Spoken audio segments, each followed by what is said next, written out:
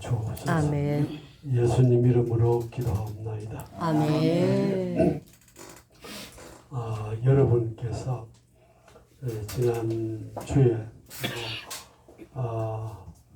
유인물을 좀 준비하면 좋지 않겠느냐 했는데, 제가 앞으로 강의 중일에서 개인적인 그런 간증을 하기는 좀 어려울 거예요. 시간적으로. 시간이 많으면은 간증을 할 수도 있겠지만, 제가 13년 전에 간 암으로 그래서 고대병원에서 더 이상 치료를 할 수 없다 그래가지고 제가 병원에서 퇴원을 했습니다. 기도원에 가서 1년을 있었는데 한 3개월 정도 그 생존 기한을 얘기했어요. 그런데 양산 감림산 기도원에 가서 만 10개월을 있었습니다. 그러면서 하나님의 치유를 해주셔서, 그때 제가 박사 논문을 그 이전에도 쓸 만큼 이 워드를 잘 다루었습니다. 근데 1년간 모든 기기를 제가 중단하고 그렇게 돌아와서 원고, 설교 원고라든지 다른 걸 이렇게 하니까 자꾸 틀려요. 그래서 쉽게 한다고 연필로 설교문도 작성하고 원고도 작성하고 이렇게 하다 보니까 그만 거기에 익숙해져 가지고 13년째 지금 이 워드를 안 하고 있습니다. 그래서 이제 나이 들면서 특별히 할 일도 없고, 또 우리 교회도 잘 다루시는 또 분들이 있으니까 또 그분들에게 또 의존하고, 그렇게 해서 안 한 것이 13년이 되었습니다. 그러다 보니까 제가 이렇게 늘 연필로 이렇게 설교문도 그렇고 어디 가서 강의할 때도 그렇고 원고를 작성을 해서 하기 때문에, 여러분이 꼭 필요하면 이걸 복사해서 드릴 수는 있지만은 제 글씨가 또 좋지 못해서 여러분이 잘 알아보실 수 있겠는가 하는 생각도 복사해서 주세요. 듭니다. 네? 복사해서 주세요. 그래서 한번 여러분께서 우리는 옛날 공부할 때 전부 다 노트를 했거든요. 요약을 잘 한번 해보십시오. 집중해서 들으시면, 그게 또 용이치 않으면은 이런데 익숙해지면 또 나중에 또 여러분의 것으로 만들어가기가 또 힘들는지도 모릅니다. 그래서 한번 연습해 보시고, 정 안 되시면 또 이 노트라도 복사를 하실 수 있기를 바랍니다. 복사해 주시면 좋지. 제가 그 1강 때에 여러 신학, 역사 신학, 또 성경 신학, 또 실천 신학, 조직 신학, 신학에는 특별히 이 네 분류로 나눈다 그랬습니다. 그 중에 골격이 되는 신학이 조직 신학이라 그랬습니다. 원래 신학이라고 할 때는 옛날에는 신학을 우리 기독교에만 적용했습니다. 기독교에만 신학이라 했고, 불교에는 신학이라고 붙이지 않습니다. 불교학이라고 합니다. 유교 신학이라고 하지 않고 유교학이라고 합니다. 학은 신이 전제되지 않는 것이죠. 그래서 학이라 이렇게 붙였지 신학이라고 붙이지 않았습니다. 근데 요즘에 그 신학의 의미는 상당히 방대합니다. 불교도 신학의 한 범주에 넣습니다. 넣어가지고 신학의 이 범위가 꼭 우리 기독교에만 국한되고 있지 않다는 걸 여러분이 먼저 한번 이해를 하시고, 그러나 우리가 생각하는 신학은 기독교에 한한 그런 것을 신학이라 한다.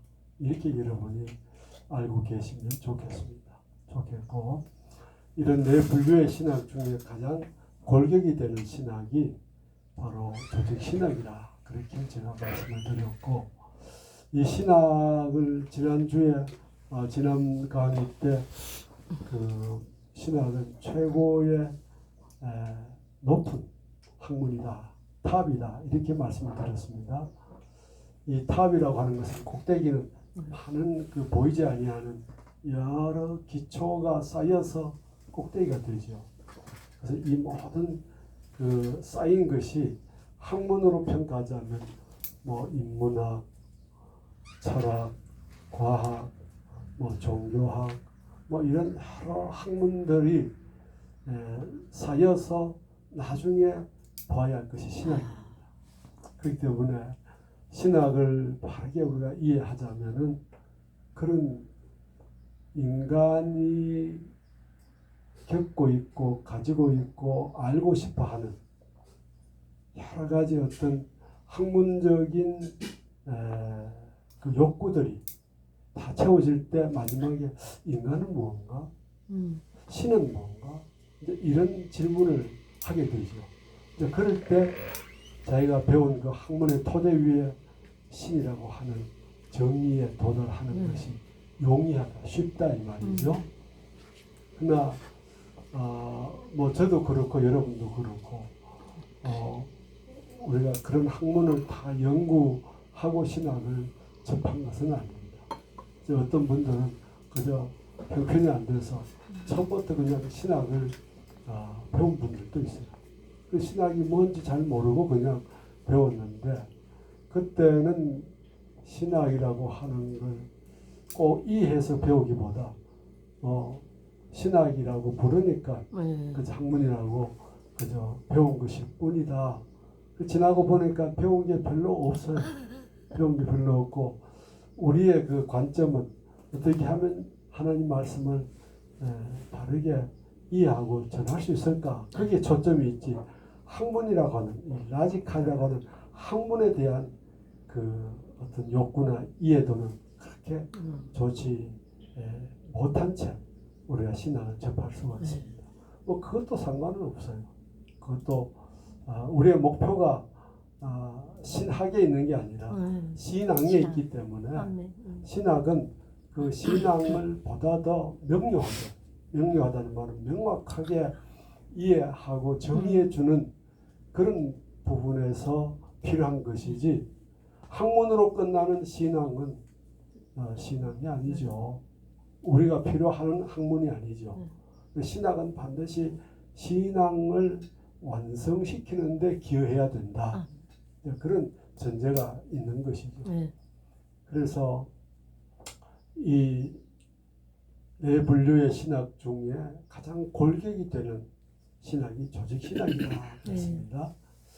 이 조직신학이 왜 중요하냐면은 조직신학이 다루고 있는 것은 하나님이 누구신가? 그리스도가 누구신가? 인간이 뭔가? 이런 문제를 다뤘습니다. 다른 실천신학이라든지 이런 거는 교회에 필요한 예배, 뭐 성례, 성장, 뭐 선교 이런 부분들을 다루니까 이거는 이미 한 분야죠. 이거는 우리가 믿고 있는 이 본질에서 떨어져 나와서 이걸 본질을 다 알고 있는 자들이 이 본질을 보다 더 효과적으로 실천해 가는 그런 부분의 한 부분을 연구하고 발전시키는 신학의 분야란 말이죠. 그럼 역사신학이다. 그러면 기독교를 역사적으로 이렇게 연구를 해보는 거예요. 그럼 첫째 창조신학이 있죠. 그 다음에 아브라함 시대에 와가지고는 족장시대가 있죠. 그리고 족장시대 끝나면은 이제 선지시대, 왕조시대가 있죠. 왕조시대에서 선지자들이 생겨나니까 선지시대라 하든지 왕조시대라 하든지 그렇게 부를 수 있죠. 그 속에 이제 시가서, 즉 잠언, 전도서, 아가서 이런 것이 있죠. 그 이후에 이제 신약에 와서는 복음 시대가 있잖아요. 그리고 뭐 중세 시대가 있고 또 현대가 있고 이런 시대 속에 그 나타나는 성경의 이해도 성경 속에 우리가 연구해야 될 그런 부분들을 학문적으로 체계화시켜가는 것이 바로 역사신학입니다. 그러니까 이런 것들도 다 중요하지만은 가장 본질적인 것이 뭐냐? 그게 하나님이 누구시냐? 이게 신이라고 하는 그 존재들이 과거에도 있었잖아요. 우상도 그들이 믿는 신이었어요. 그러면 기독교의 신, 즉 성경이 말씀하시는 신, 이 신은 어떤 신이냐? 그럼 이제 그 출애굽기 3장에 보면은 나의 이름은 여호와다 이렇게 신의 이름을 알려주셨죠. 이제 그럼 여호와는 그 이름이 의미하는 것이 뭐냐? 스스로 존재하는, 누구에 의해서 만들어진 것이 아니라 스스로 존재하는 분이다. 그럼 스스로 존재하는 그 분은 바로 역사신학으로 보면은 창조주이시고, 또 신약에 주님이 오신 그 시대를 보면 구속주 그리스도이시고, 또 오늘 이 시대를 보면 성령으로 우리에게 함께 하신 성령이 하나님이시고, 이런 여러 가지 표현으로 우리가 하나님을 설명하고 정의할 수가 있어요. 그러면 이 조직신학으로 이제 지난주에 제가 다음 시간에 조직신학을 중심해서 제가 강의를 하겠습니다. 그래서요. 그럼 조직신학 중에 또 우리가 중요하게 생각해야 될 게 있어요. 조직신학 중에. 아까 우리 조직신학도 뭐 인문학이나 철학이나 또 과학이나 의학이나 이런 것들이 사실 성경 속에 다 포함이 되어 있어요. 우리가 뭐 과학적인 의학만 아닐 뿐이지 성경에는 치유의 역사가 상당히 많이 나타납니다. 그것도 일종의 의학적인 분야로 보면 의학이거든요. 인간이 어떻게 사느냐 하는 문제는 철학적인 문제예요. 그럼 철학을 따로 연구할 필요 없어요. 성경에 보면 철학이 거의 다 철학적인 문제예요. 철학과 종교, 종교와 그 의학, 또 우리의 인간의 시, 소설 이런 건 전부 다 인문학적인 거거든요. 인간에게 필요한 그런 학문들이라고. 이것이 성이 다 포함. 이걸 쪼개다 보니까 이렇게 뭐 철학이다, 과학이다, 인문학이다, 뭐 시편이 시다, 문학이다 이렇게 쪼개지는 것이죠. 성경에는 총망라한 것이 다 이 집약되고 집대되어 있는. 그러면 그 속에 어디서부터 이 성경이 그 많은 인간에게 포함되고 또 인간의 생존을 위해 주어진 그 물줄기의 원료가 어디서부터 있냐 할 때 하나님이다. 하나님. 우리가 제일 중요시하게 될 하나님. 우리는 다 하나님을 믿잖아요. 그런데 어떤 하나님을 믿느냐? 어떤 하나님을 믿어야 됩니까? 성경이 하나님을 믿어야 되죠. 성경이 하나님을 믿어야 되는데 성경을 어떻게 보느냐? 중요하죠. 성경을 잘못 보면 잘못된 하나님으로 받아들여질 수 있잖아요. 이걸 계속 바르게 정의하고 정립하고 확보하는 그 연구가 조직신학이란 말이에요. 그리고 조직신학 중에 이제 더 집약하는 것이 신조라는 게 있습니다. 이 흑판이 필요하면은 흑판이 필요한데 그리드라고 하는 이 그 신조가 있는데 이 신조라고 하는 것은 신념이 있죠. 신념. 내가 갖고 있는 변치 아니하는 어떤 자기의 스스로에게 맹세하는 것들이 있단 말이죠. 그러면 어떤 조라고 하는 그것도 우리가 그 갖고 있는 신념의 한 조직이라 하면은 그게 뭔가 그 변할 수 없는 어떤 그런 응어리 이런 것들하고 이런 걸 의미하잖아요. 그러니까 우리가 조직 신학 중에 신조다 그러면은 내가 믿는 그 신, 내가 믿는 그 대상, 그것을 나는 변하지 않고 확신한다. 그걸 신조라 이렇게 말합니다. 여러분 이해 가시겠죠? 그러니까 우리는 다 하나님 믿는데 뭐 그렇게 우리가 하면은 더 이상 발전할 수는 없습니다. 그러나 여러분들을 믿는 하나님이 진짜 성경적인 하나님을 믿는 것인지 아니면 이단들이 믿는 하나님이 진짜 하나님인지 이걸 우리는 찾아내야 된다. 그들은 우리를 사유이라고 하고 우리는 그들을 이단이라고 하고 그럼 그 기준을 어디서 우리가 뭔가 할 때 기준이 있잖아요. 땅을 청량하면 거기 기준에서부터 청량이 되잖아요. 그러니까 하나님을 우리가 정의할 때의 모든 기준이 어디냐? 성경이라고. 아멘. 성경. 성경에서 이탈하면 그걸 이단이나 사이비다 이렇게 정의하기 전에 이걸 한번 검토해 봐야 됩니다.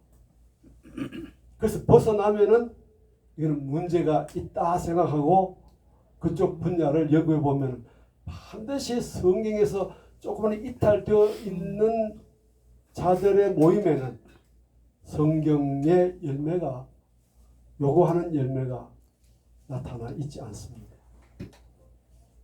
이제 그런 것이 이제 신조라 이렇게 신조가 얼마나 중요하냐. 네.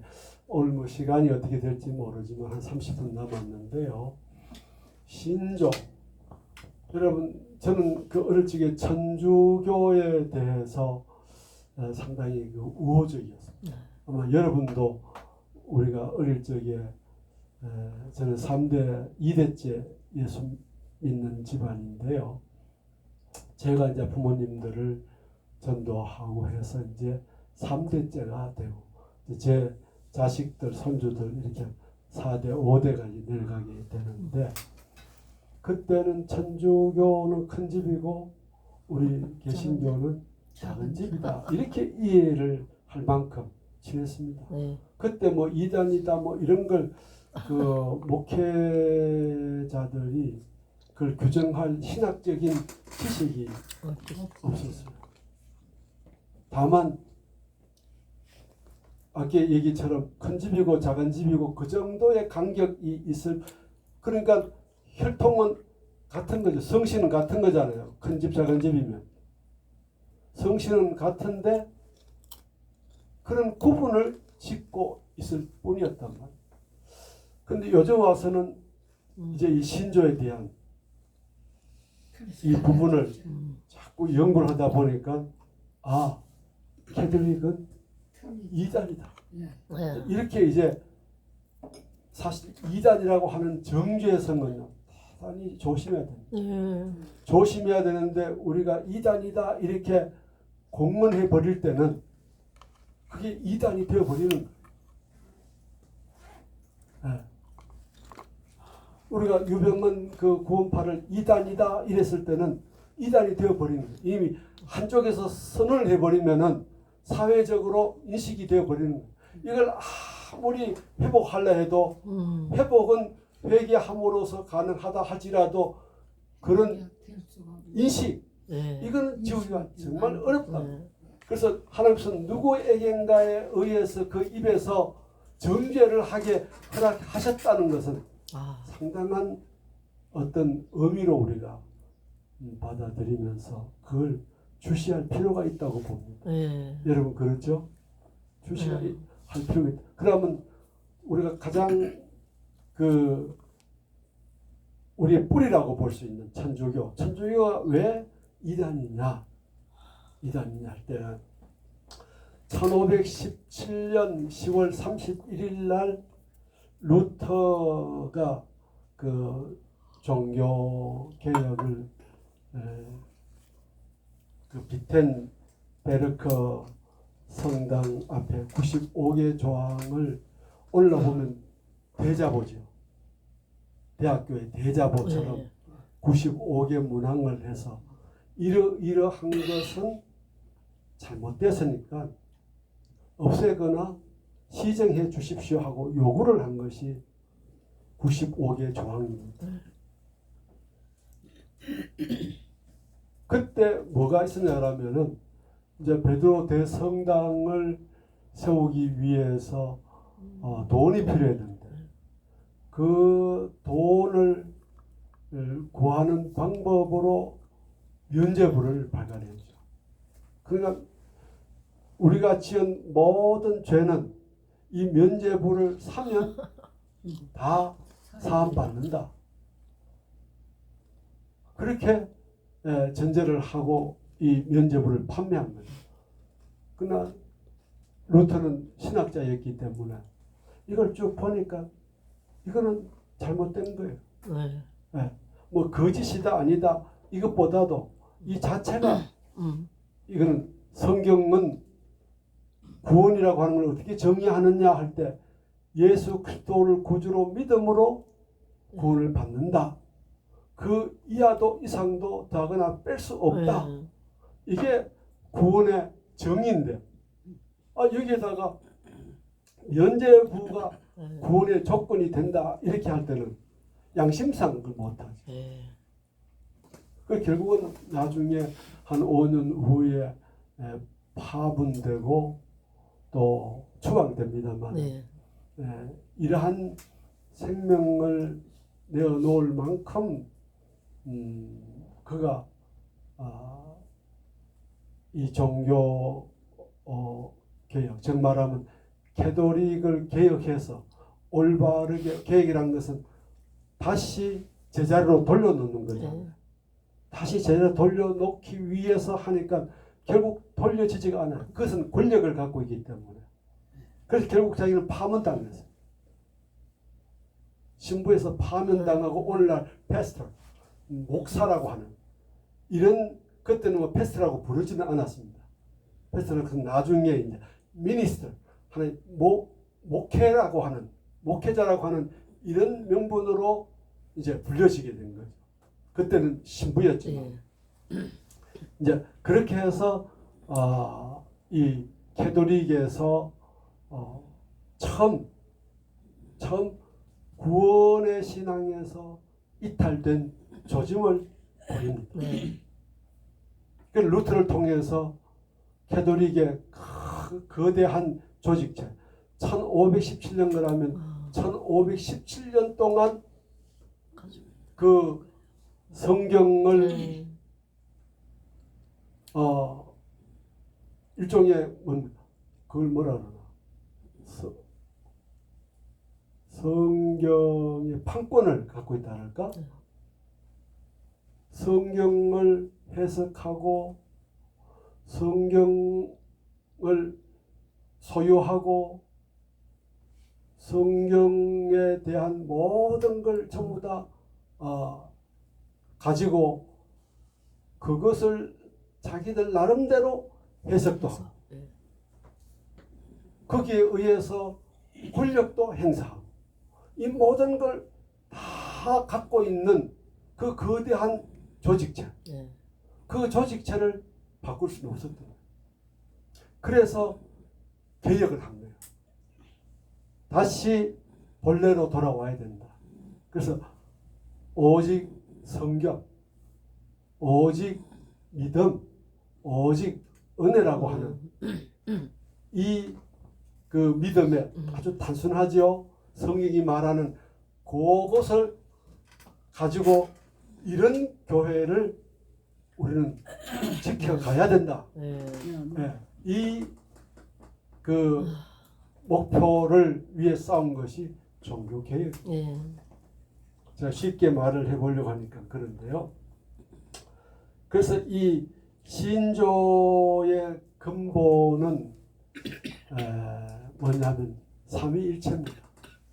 삼위일체. 삼일체 그러면 성부, 성자, 성령. 어떤 때는 성부 하나님이시고, 어떤 때는 성자 하나님이시고, 어떤 때는 성령 하나님이시고. 그런데 삼위라고 하는 것은 똑같다. 똑같다. 똑같고 일체 하나다. 그런데 우리가 이성적으로는 이해하기가 어렵죠. 우리가 신학교에서 제가 박사 논문까지 쓰면서 12년을 신학을 했는데도요, 이렇게 아주 쉽게 설명하기가 어렵습니다. 그래서 뭐 어떤 분들은 사과를 나누고 사과 껍질하고 알맹이하고 씨앗하고 이렇게 또 비유를 해서 설명하는 분도 있고, 달걀 또 껍질하고 하얀 거하고 노란 거 그렇게도 설명하는 분 있고. 그러니까 비유를 그렇게 많이 들고 있다는 것은 그걸 설명하기가 쉽지 않다는 거예요. 우리가 이런 1 더하기 1은 2다 그러면 그런 비유라는 게 없잖아요. 네. 근데 이 비유가 많다는 건 상대방을 이해시키기가 어렵다. 그 주님께서도 비유를 말씀하실 때는 내가 너희들에게는 직접적으로 얘기하지만은 일반인들은 비유로 얘기한다. 왜? 그들이 정답을 맞추면 믿음이 있으면 맞추고 못 맞추면 그들 믿음이 없어서 못 맞추는 거고.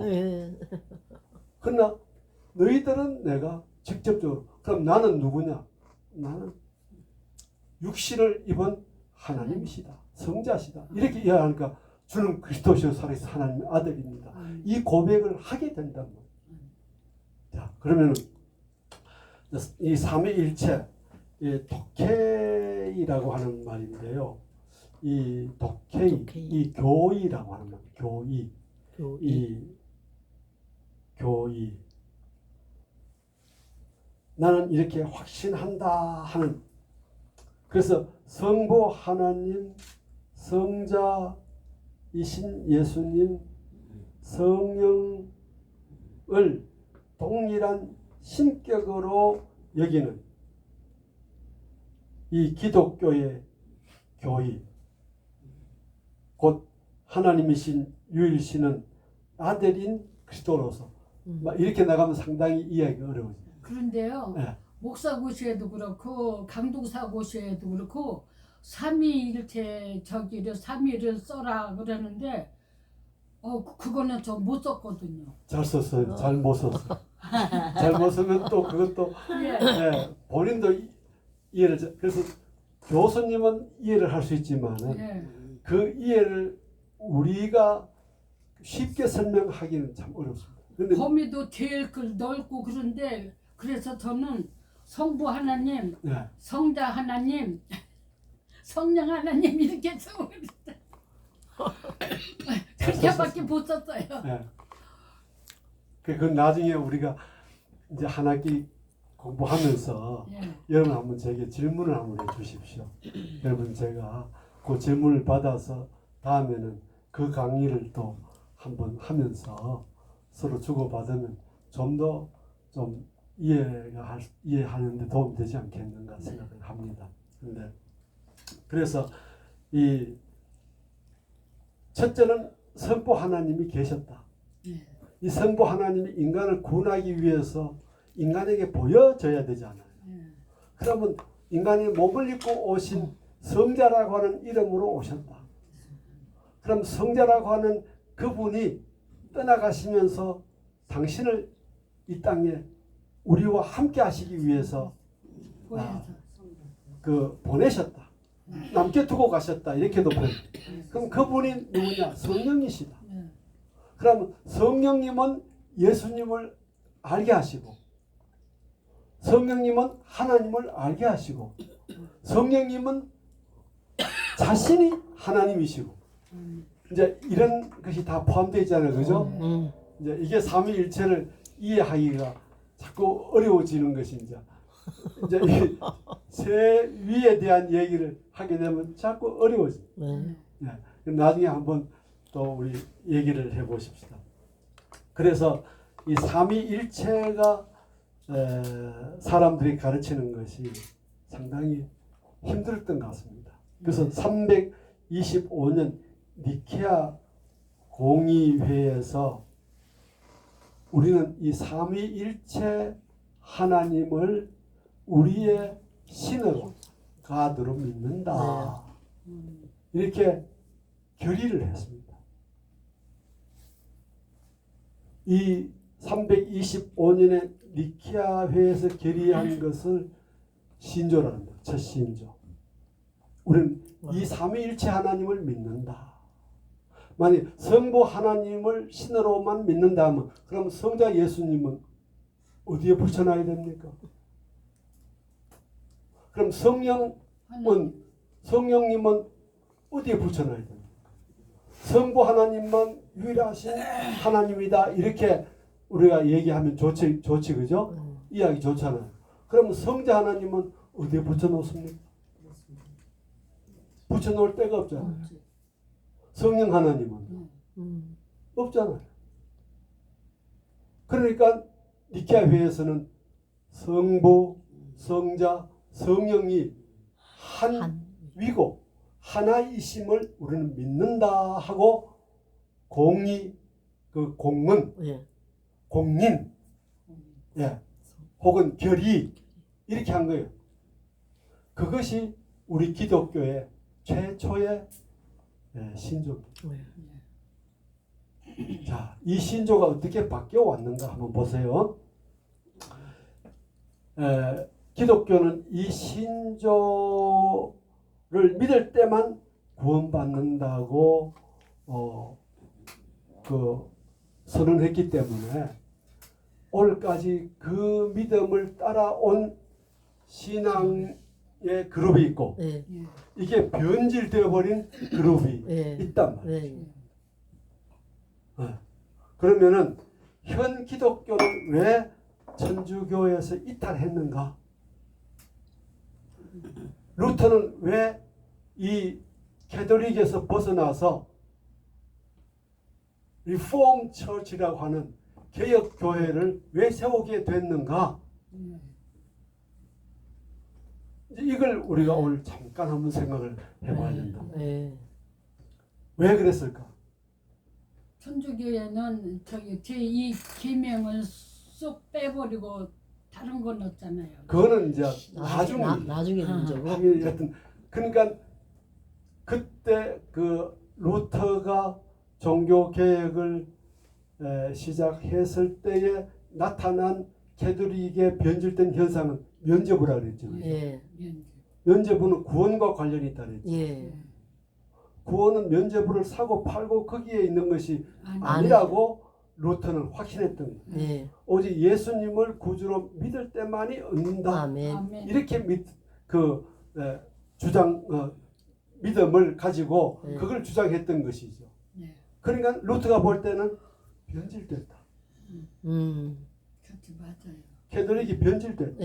그걸 다시 회복시키려고 했던 것이 95개조 문항이에요.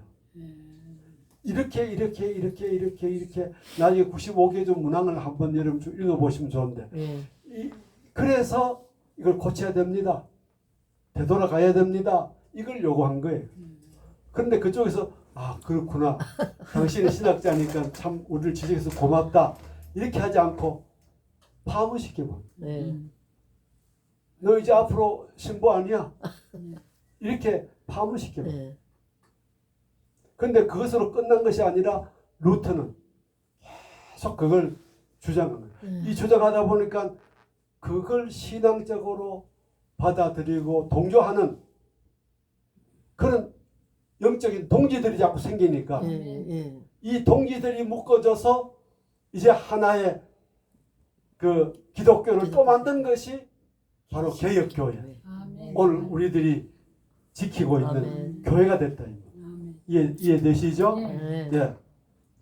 자, 그러면 변질이라는 것이 이후에 이 면죄부만이 아니고 어떻게 325년 이후에 또 어떻게 변질되어 가는가? 저는 이 학문을 연구하면서요. 이단들은 작은 균열이 난 것을 깨닫지 못하고 회개하지 못하면 사탄은 계속 그것을 균열시켜서 나중에는 자신들이 잘 못 느낄 만큼 변질시켜버립니다. 아, 예. 그래서 우리는 성경대로 더하거나 빼면 아주 위험에 빠질 수 있다. 예, 그 자체로는 아주 미미한 것이지만은 예, 예. 그걸 그렇습니다. 루터처럼 하나님께서 누구에겐가에 의해 가지고 그걸 지적을 하셨을 때 오라 하고 회개해야 됩니다. 바로 바울이 다메섹에서 회개했잖아요. 자기가 믿었던 그 유대교 신종 그걸 다 배설물처럼 버려버렸습니다. 어디로 돌아갔냐? 성경으로 돌아갔잖아. 성경으로 돌아가고 보니까 그게 바로 보이는 거예요. 아. 그러면 그 이후에 변질이 됐다는데 어떤 변질이 됐냐니까 성모 마리아에 대한 문제가 생깁니다. 성모 마리아는 평생 동정녀이시다 이렇게 그 공유해서 또 공문을 합니다. 그건 아니죠. 아니죠. 근데 그건 아니죠.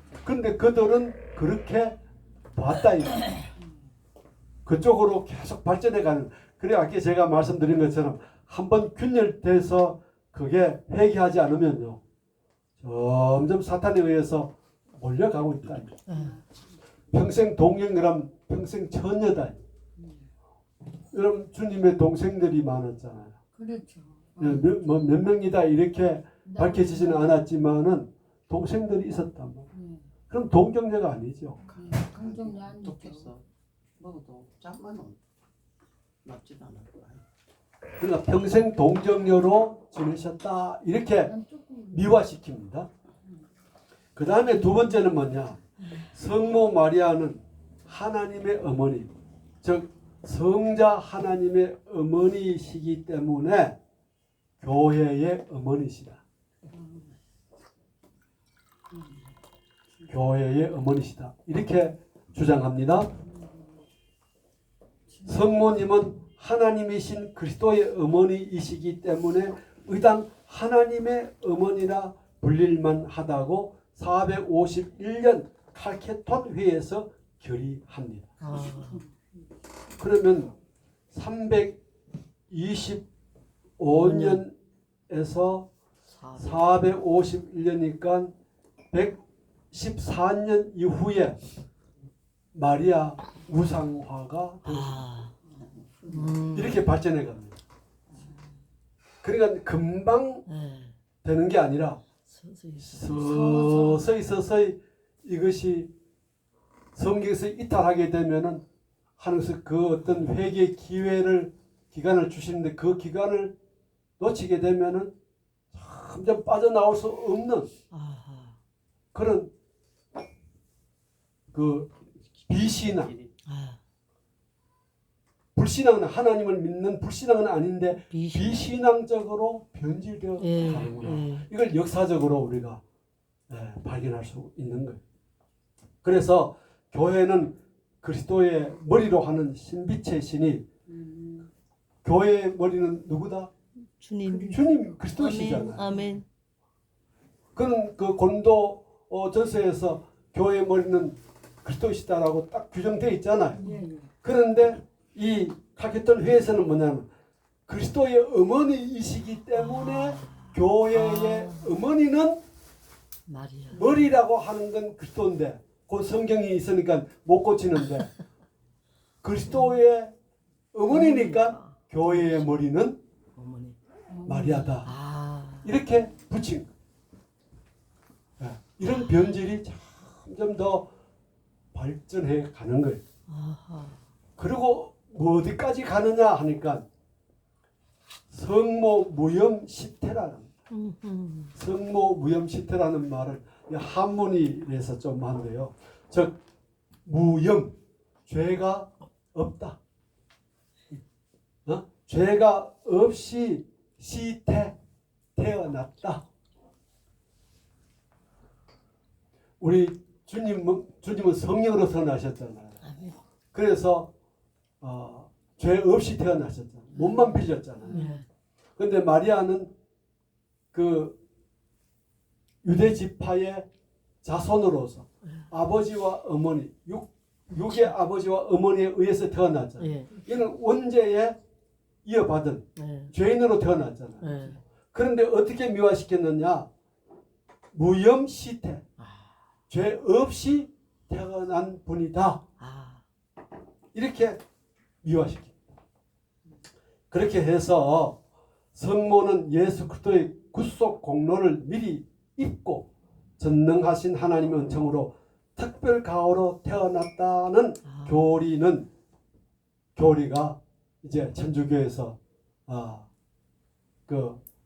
결의한 거예요. 아. 상당히 무서운 것이죠. 예. 그러면 동정녀로 동정녀 그러니까 무염으로 태어난 분이 두 분이 되어버린 겁니다. 예수님하고 그의 어머니 마리아. 네. 그럼 세상에 죄 없는 자는 없는데 예수님 이외에는 없는데 예. 죄 없는 존재가 마리아가 하나 더 생겨지는 거예요. 이것을 캐톨릭이 결의한 거예요. 무염시대. 이것을 칼케톤 결의 후에 점점 더 우상화되면서 1854년 그러니까 칼케톤 회의 이후 1103년 이후에 교황 바오로 9세에 의해서 정식 캐톨 마리아는 죄 없이 태어난 그리스도와 동일한 자다 이렇게 결의한 거예요. 아. 그러니까 제가 52년생이니까 제가 태어나기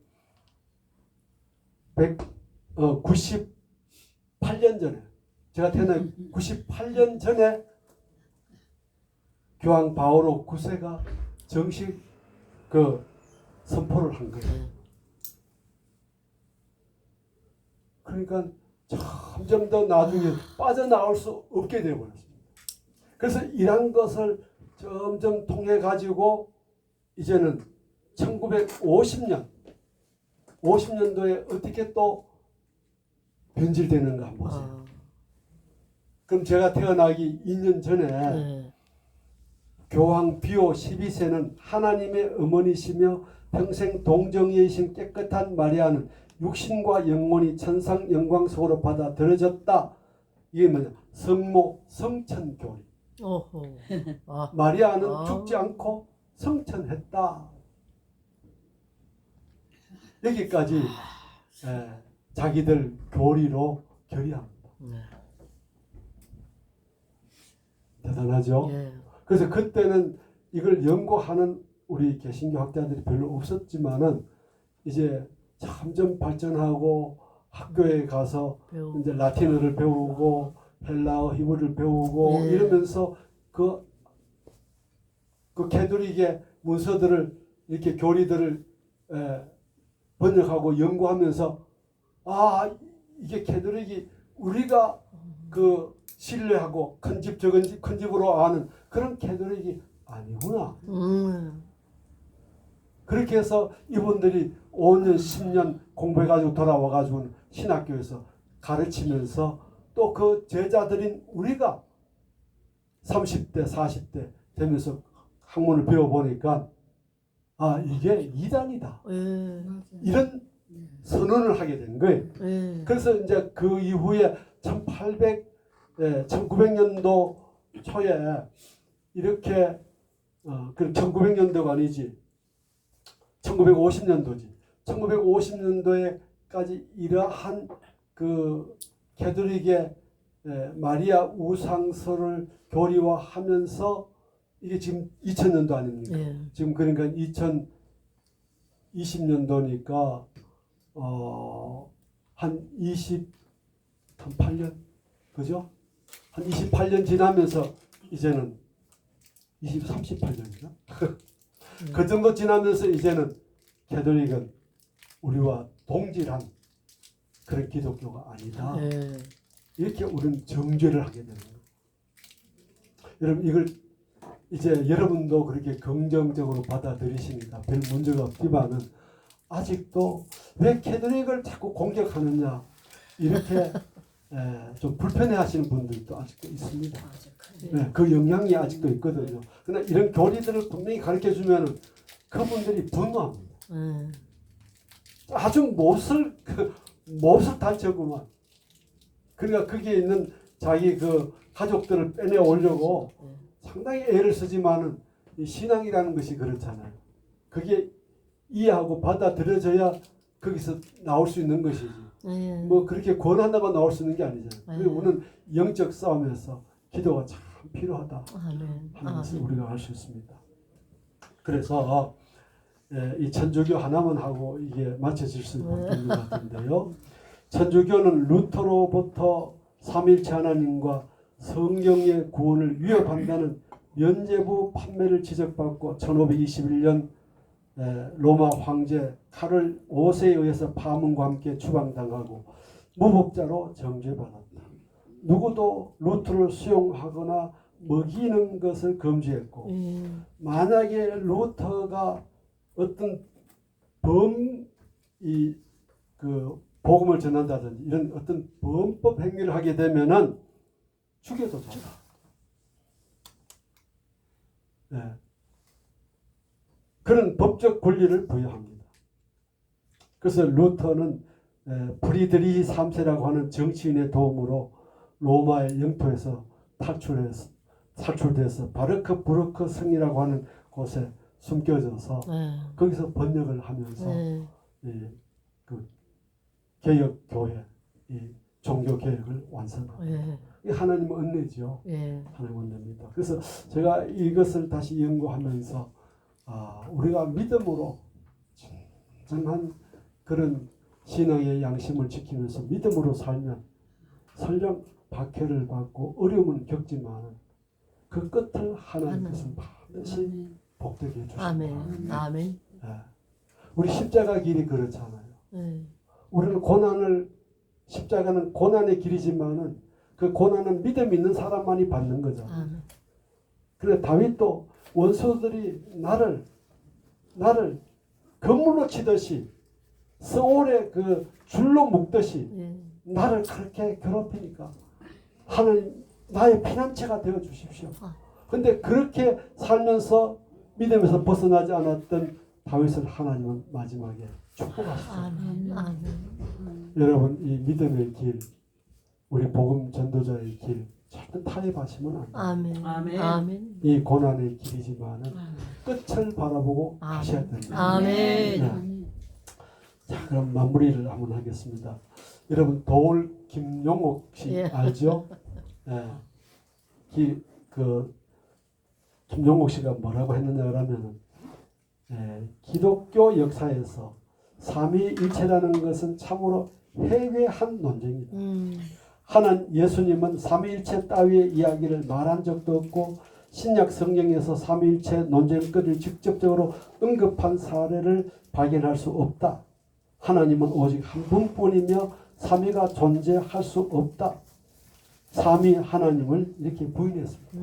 근데 그 김용옥 씨가 성경을 다 안 읽었던 것 같아요. 마태복음 28장 19절에 마지막에 보면요. 주님께서 그 500여 명 되는 성천에 나온 성도들에게 예. 너희는 가서 모든 족속을 제자로 삼고 뭐라고 성부와 성자와 성령의 이름으로 세례를 주고 그렇게 예. 세례를 주고 삼위일체를 마지막에 언급을 하십니다. 예. 승천하시기 때문에. 그래. 그리고 이제 바울에 의해 가지고 골로새 8장 4절에 13장 13절에 여러분 고린도후서 13장 13절은 축도장이죠. 예. 네. 우리 주 예수 그리스도의 은혜와 하나님 아버지의 사랑과 성령의 아멘. 위로하심이 교통하심이 너희 무리와 항상 함께 있을지어다. 아멘. 삼위일체 하나님을 언급하잖아요. 아멘. 그래서 성경은 그때만 해도 삼위일체 하나님에 대해서 유대교는 전혀 언급하지 않아요. 모르지요. 그때는 성자 예수님을 인정 안 하기 때문에 네. 할 수도 없었고 예. 성자 예수님이 인간의 몸을 입고 오신 이후 그리고 오순절 성령 강림 이후 삼위일체론이 생긴. 그런데 이 삼위일체론은 그때 생겼습니까? 그 이전에는 없습니까?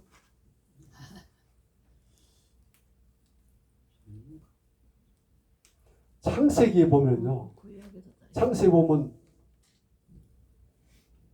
우리들이라고 하는 말씀이에요. 예. 예. 우리들.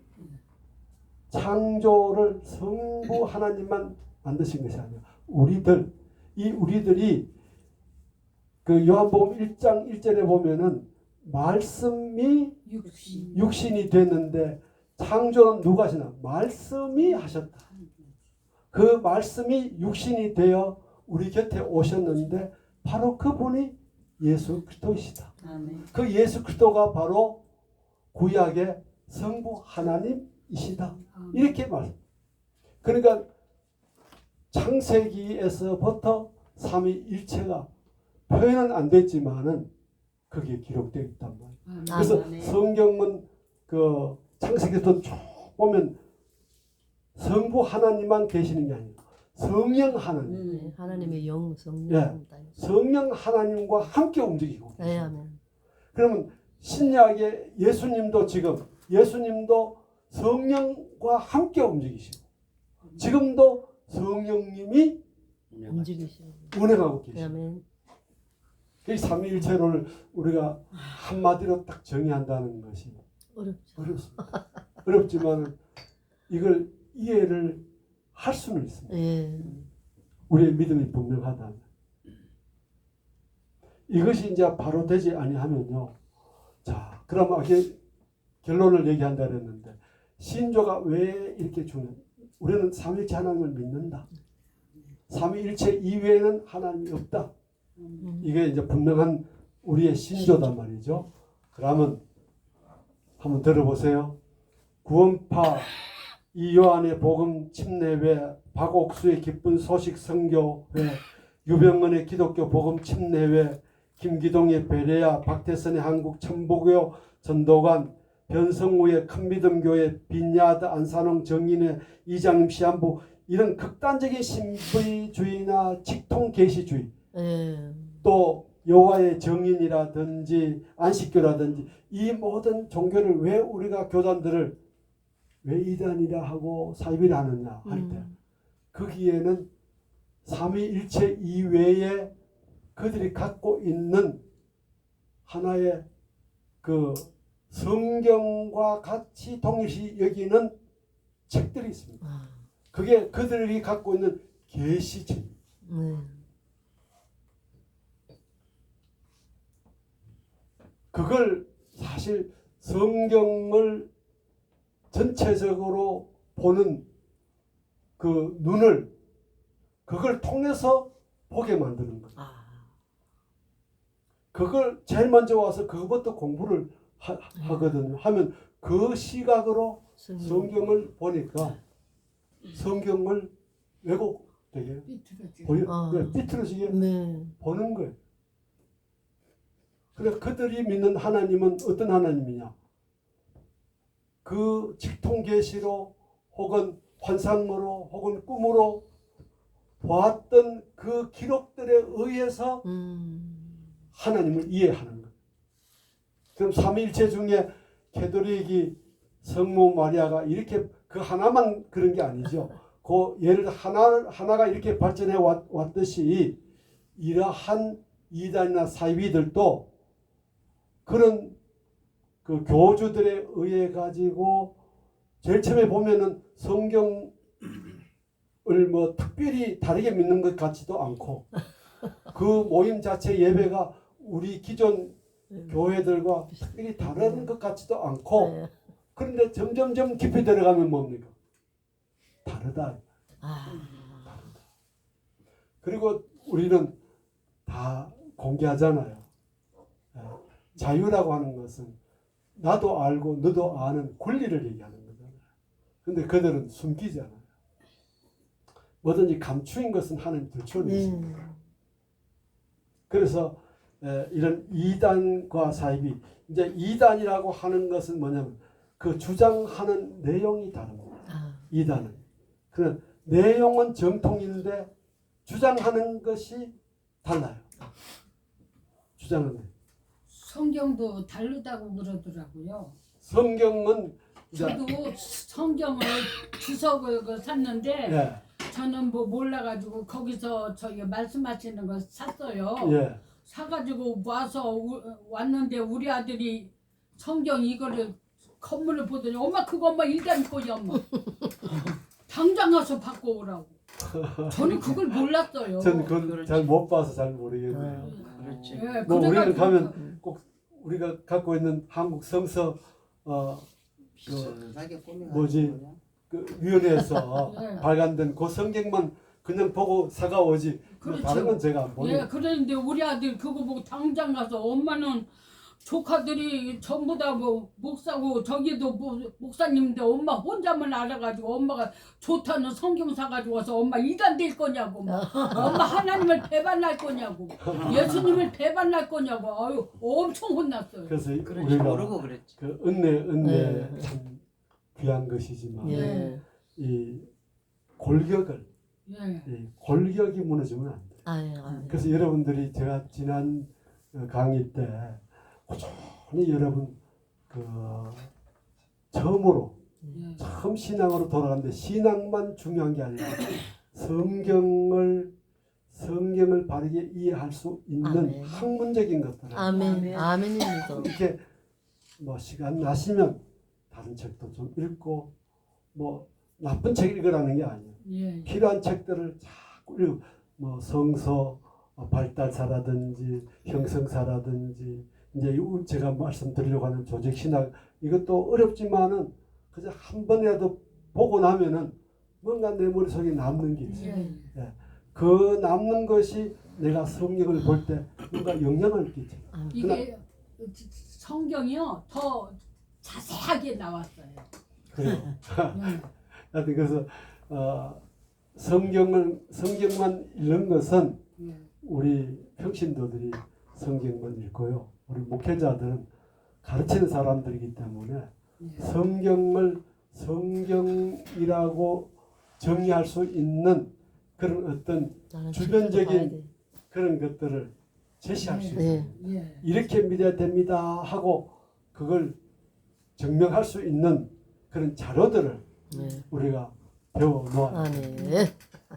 할 수 있는 대로 네. 여러분 많이 연구하셔서 여러분의 신앙이 많은 사람들에게 올바른 그런 신앙을 끼치는데 기여할 수 있기를 바랍니다. 아멘. 혹시 뭐 질문하실 거 있으십니까? 감사합니다. 예. 다음 주에는 제가 잘 할 수 있을는지 모르겠어요. 한 시간에 삼위일체 오늘 얘기가 나왔으니까 삼위일체론을 한번 서로 쉽게 예. 가능하면 쉽게 그래서 네. 복사해 주셨으면 제가 연필로 할 테니까 복사를 하십시오.